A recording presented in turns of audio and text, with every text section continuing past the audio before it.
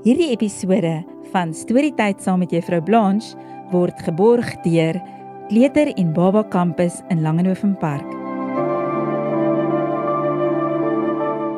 Wolf, hoe laat is dit? Ja, julle is reg. Dit is Storytyd saam met Juffrou Blanche. En vandag se storie is 'n ou bekende. Sy naam is Klein Duimpie en die storieboek waaruit ek lees, is hy oorvertel deur Pat Posner.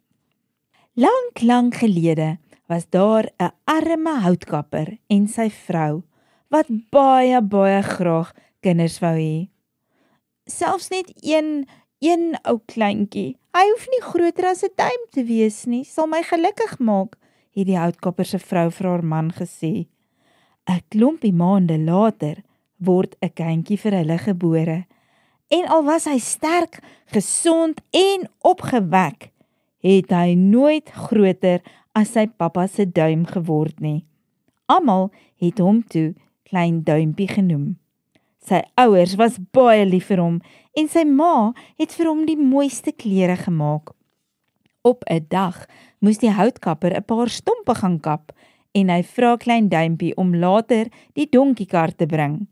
Duimpie was wel baie klein, maar hy was nie onnoosel nie en hy het gou 'n plan uitgedink.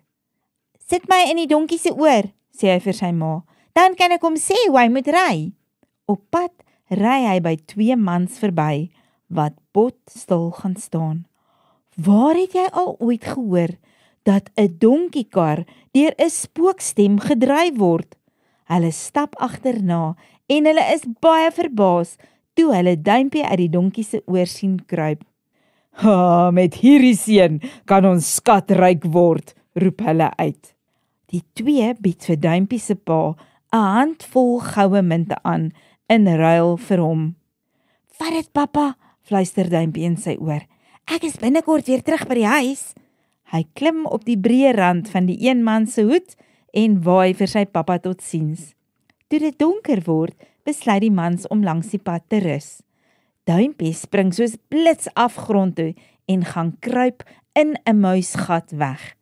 Toe die mans weer in die pad val, wikkel Duimpie hom in 'n leë slagskulp en slaap heerlik tot die volgende oggend. En nou, sê hy vir homself, is dit reguit huis toe. Maar terwyl hy nog so lekker stap, duik 'n kraai af onder toe en gryp hom in sy snabel vas. Die voël vlieg met Duimpie oor berge en vlaktes totdat hy by die see uitkom. Daar storm 'n kwaai seemeeu op hulle af en die kraai laat val Duimpie van skrik, kaplaks binne in die see. 'n Yslike vis kry vir Duimpie in sy bek en sluk hom heel in.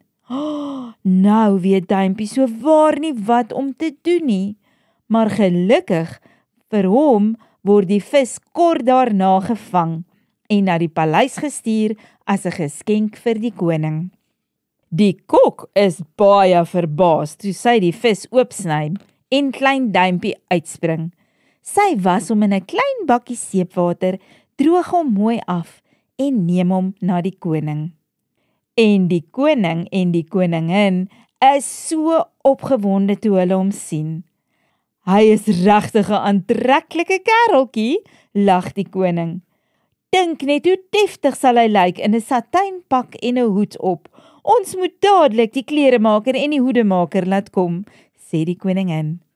Sommer gou is Duimpie almal se liefling. Die koning neem hom saam op al die koninklike jagtogte en Duimpie sit ewe trots voor by hom op die koninklike spogperd. En as dit begin reën, kruip Duimpie in die koning se sak, waar hy knus en veilig skuil tot die reën ophou. Elke dag bring hy ook 'n tuitjie by die koningin en haar hofdames deur. En dikwels gaan sit hulle dan in die paleistuin en luister na die koninklike musikante. En soms sing Duimpie vir die koningin in sy pragtige soet stem. Duimpie kon ook lekker stout wees, toe hy op 'n keer met Pieter die hofknapie kersiepitte speel, kruip hy elke nou en dan in Pieter se sak en vat van sy kersiepitte. En terwyl hy eintlik aan die verloorkant was, raak sy pitte nooit op nie. Toe Pieter agterkom wat die klein skelmpie doen, besluit hy om hom 'n les te leer.